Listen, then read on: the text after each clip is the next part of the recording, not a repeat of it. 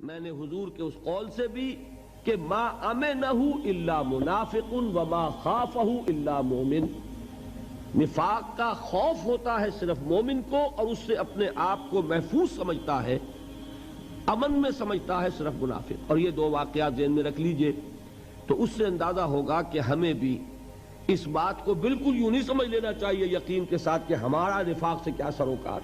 ویسے جیسا کہ میں نے پہلے عرض کیا تھا الحمدللہ ہم منافق نہیں ہیں، لیکن یہ نہ سمجھیے کہ ہم منافق ہو نہیں سکتے۔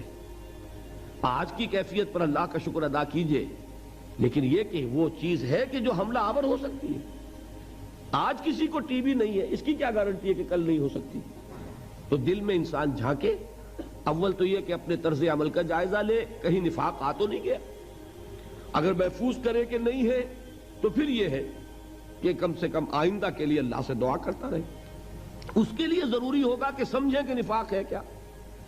جس مرض کی علامات آپ نہیں جانیں گے، آپ کو کیسے پتہ لگے گا کہ ہو گئی بیماری، مجھے لاحق ہو گئی؟ جس کو ہم اپنی اصطلاح میں سمپٹمز کہتے ہیں، انہی سے تشخیص ہوتی ہے نا۔ سمپٹمز کیا ہے؟ اب یہ میں آپ کو دو حدیثوں سے سمجھانا چاہتا ہوں۔ اس کو ہمارے علماء نے نفاق عملی سے تعبیر کیا ہے۔ میں اپنی تقسیم تو بعد میں عرض کروں گا کہ میں کس طور سے سمجھانا چاہتا ہوں کہ نفاق کی قسمیں کیا ہیں، لیکن علماء نے ایک اور طریقے سے اس کو سمجھایا۔ بات سمجھانے کا فرق ہے، حقیقت وہی ایک ہے۔ انہوں نے یوں سمجھایا کہ ایک نفاق ہوتا ہے عقیدے کا نفاق، ایک ہوتا ہے عمل کا نفاق، نفاق عملی اور نفاق فی العقیدہ، یہ دو تقسیمیں کی ہیں۔ اور نفاق عملی سے تعبیر کیا ہے اس چیز کو کہ جو حضور صلی اللہ علیہ وسلم کی ان حدیثوں میں آئی ہے۔ یہ حدیثیں، اتفاق کی بات ہے کہ میں نے حال ہی میں ایک مضمون لکھا تھا جس کی دو قسطوں میں اشاعت ہوئی جنگ میں۔ دیکھیے ایک حدیث ہے، دونوں یہ حدیثیں جو میں سنا رہا ہوں آپ کو، یہ متفق علیہ ہیں، یعنی بخاری میں بھی ہے، مسلم میں بھی ہے۔ اور یہ میں پہلے کہہ چکا ہوں کہ حدیث کا کوئی درجہ اب اس سے اوپر نہیں۔ متفق علیہ روایت جس کو کہہ دیا جائے کہ جس کی صحت پر امام بخاری اور امام مسلم دونوں کا اتفاق ہے، اور یہ چوٹی کے محدثین ہیں، تو گویا کہ کوئی شک نہیں اب ہمیں ہو سکتا اس حدیث کی صحت میں، اس کے درست ہونے میں، حضور کے کلام ہونے میں کوئی کلام نہیں ہو سکتا۔ وہ دونوں روایتیں کیا ہیں؟ عن ابی ہریرہ، حضرت ابو ہریرہ رضی اللہ تعالیٰ عنہ سے روایت ہے، قال قال رسول اللہ صلی اللہ علیہ وسلم، کہ اللہ کے رسول صلی اللہ علیہ وسلم نے ارشاد فرمایا۔ اب یہاں سے حضور کا جو اپنا قول ہے شروع ہو رہا ہے۔ کیا ہے؟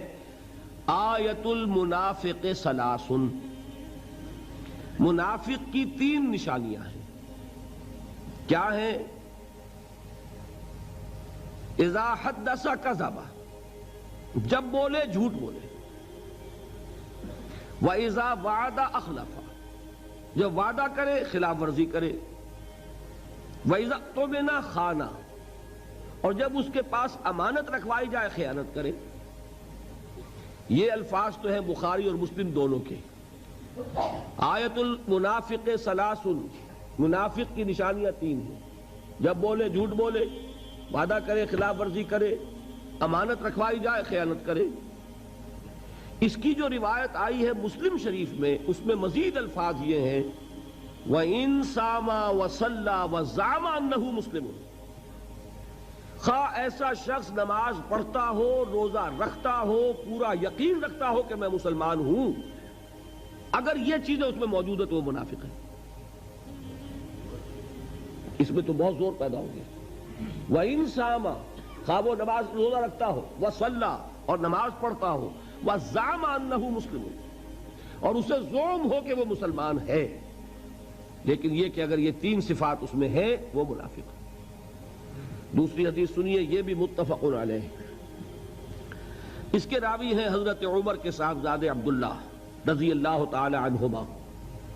وعن عبداللہ ابن عمرو، نہیں، یہ حضرت عمرو ابن العاص کے صاحبزادے ہیں۔ ایک حضرت عمر ہیں خلیفہ ثانی جن کا واقعہ میں نے آپ کو سنایا، وہ عمر ہیں۔ ایک عمرو ابن العاص ہیں جو گورنر تھے مصر کے، اس میں واو آتا ہے، لوگ عمرو پڑھ دیتے ہیں اس کو، وہ غلط ہے۔ عمرو واو نہیں بولے گا اور عین پر زبر ہے، یہ ہے عمر، حضرت عمر رضی اللہ تعالی عنہ خلیفہ ثانی فاروق اعظم، اور وہ ہے عمرو ابن العاص، میم پر جزم ہے، عین پر زبر ہے۔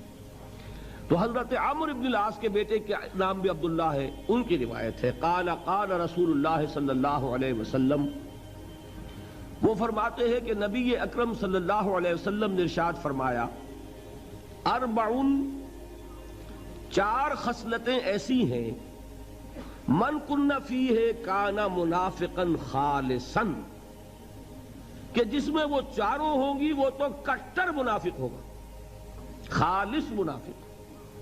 اب کوئی لفظ مشکل نہیں ہے اس میں، اربع یہ آپ سب جانتے ہیں، چار چیزیں من کن فیہ جس میں وہ ہوں گی، کانا منافقا خالصا وہ خالص منافق ہوگا۔ اس خالص کا ہماری زبان میں کٹر جو ہے وہ صحیح مفہوم ہے۔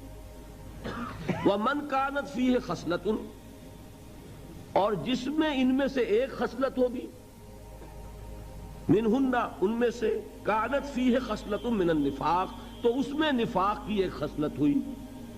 اب اس کو آپ خود کیلکولیٹ کر لیجئے، 4 سے 100% منافق ہو گیا تو 1 سے 25% ہو گیا، 2 ہے تو 50% منافق ہے، 3 ہے تو 75% منافق ہے۔ یہ تو اس کے ہیں فل ان دی بلینکس۔ حضور نے 2 چیزیں بیان فرما دی، جس میں چاروں ہے وہ تو منافق ہے خالص 100%، جس میں ایک خصلت ہے اس میں اسی نسبت سے نفاق موجود ہے۔ وہ 4 کیا ہیں؟ 3 تو وہی ہیں جو اس حدیث میں آئی، ایک مزید فرمایا اذا اؤتمنا خانہ، جو وہاں آخری تھی وہ یہاں شروع میں ہے، جب اس کے پاس امانت رکھوائی جائے تو وہ خیانت کرے، وَإِذَا حَدَّثَ كَذَبَ، جب وہ بولے جھوٹ بولے، وَإِذَا عَاهَدَ غَدَرَ، جب کوئی معاہدہ کرے تو بے وفائی کرے، معاہدے کی خلاف ورزی کرے، اور چوتھا بس سنیے وَإِذَا خَاصَمَ فَجَرَ، جب کہیں جھگڑ پڑے کسی سے تو آپے سے باہر ہو جائے، کنٹرول نہ رہے اسے اپنے اوپر، اس کو زبان پر کنٹرول نہ رہے کہ جو منہ میں آئے بک دے، جو زبان پر آ جائے کہہ دے، اور جذبات پر قابو نہ رکھ سکے۔ آخر اختلاف تو ہو ہی جاتا ہے، لیکن یہ کہ اختلاف میں بھی انسان وہ ہے کہ جو اپنے آپ کو قابو میں رکھے۔ تو یہاں چوتھی صفت یہ بیان کی اذا خاصم فجر، فجر کے معنی پھٹنا، یہ فجر جو ہے پاؤں پھٹنے کو فجر کہتے ہیں۔ رات کی تاریکی کا پردہ چاک ہوتا ہے اور وہ دھاری نمودار ہوتی ہے، فجر ہے، والفجر ولیال عشر، تو پھٹنا اس میں ہے۔ اسی طرح آپ نے پڑھا ہوگا قرآن میں فنفجرت منہ اثنتا عشرۃ عینا، وہ چٹان پر جب عصا پڑا تھا حضرت موسیٰ علیہ السلام کا تو اس میں سے پھوٹ بہے 12 چشمے، تو فجر کا مفہوم ہے پھٹ جانا۔ تو جیسے انسان پھٹ جاتا ہے، ایکسپلوڈ ہو جاتا ہے، یہ آپ لفظ استعمال کرتے بھی ہیں، کوئی شخص ضبط کیے ہوئے ہے، آپ کی 10 باتیں تو اس لیے 11ویں کے اوپر ایک دم ایکسپلوڈ ہوتا ہے۔ تو یہ بھی در حقیقت ایک خصلت ہے نفاق کی، کہ آدمی اپنے اوپر کنٹرول نہ رکھ سکے، اور یہ کہ پھر اس کو کوئی ہوش نہ رہے کہ جو بات میں کہہ رہا ہوں مجھے کہنی چاہیے کہ نہیں۔ یہ ہے 4 وہ خصلتیں کہ چاروں ہوں تو منافق خالص، ایک ہے تو اسی نسبت سے نفاق۔